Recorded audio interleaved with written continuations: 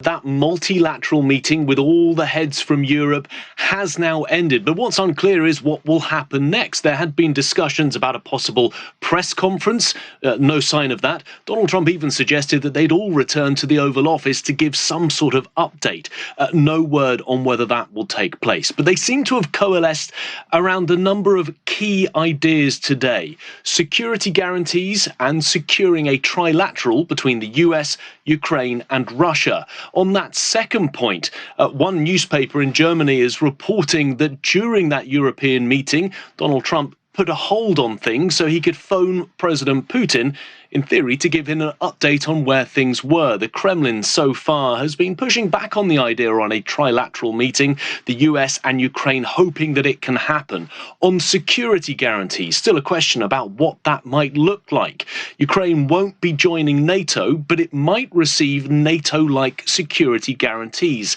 That important Article 5 that NATO members would be standing ready to help it if it were to be attacked in the future. And US President Donald Trump says the US will very much be a part of those security guarantees. This is what he had to say about it a little earlier.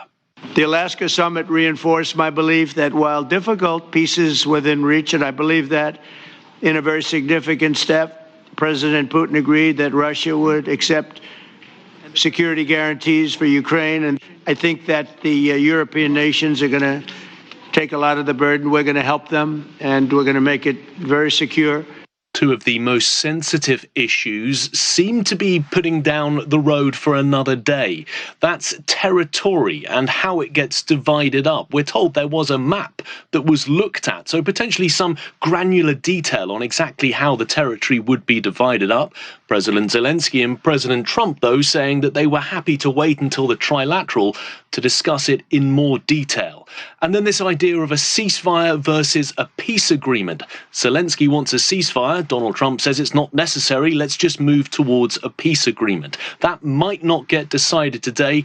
Both leaders suggesting again they'd be happy to wait until the trilateral meeting to resolve exactly if and when a truce takes place.